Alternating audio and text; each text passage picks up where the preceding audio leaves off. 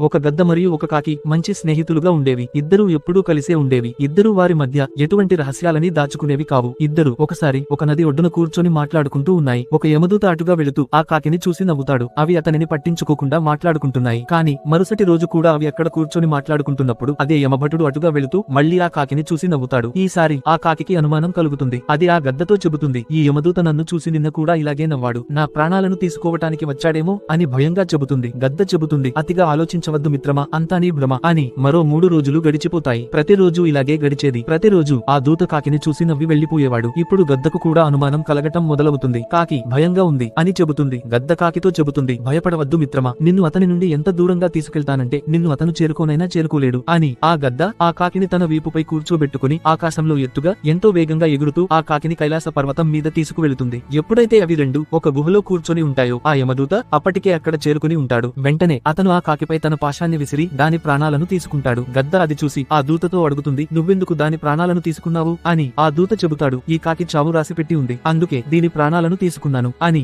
ఆ గద్ద అడుగుతుంది, నువ్వెందుకు ఆ అడవిలో దానిని చూసి నవ్వేవాడివి, అప్పుడే దాని ప్రాణాలను తీసుకోవచ్చు కదా అని. ఆ దూత బదులిస్తాడు, ఈ కాకి చావు ఈ పర్వతం పైనే రాసిపెట్టి ఉంది, కానీ దీనిని చూసి నాకు ఆశ్చర్యంగా అనిపించేది. ఇంత చిన్న రెక్కలు కలిగిన పక్షి ఇంత వేగంగా ఇంత దూరం ఎలా ఎగురుకుంటూ రాగలదు అని. అందుకే నవ్వుకునేవాడిని. కానీ ఆశ్చర్యకరమైన విషయం ఏమిటంటే దీని ప్రాణ స్నేహితుడివైన నువ్వే దీన్ని ఇక్కడ చేర్చటానికి సాయపడ్డావు అని చెబుతాడు. కాబట్టి ఎంత ప్రయత్నించినా మృత్యువును ఎవ్వరూ తప్పించుకోలేరు. దానిని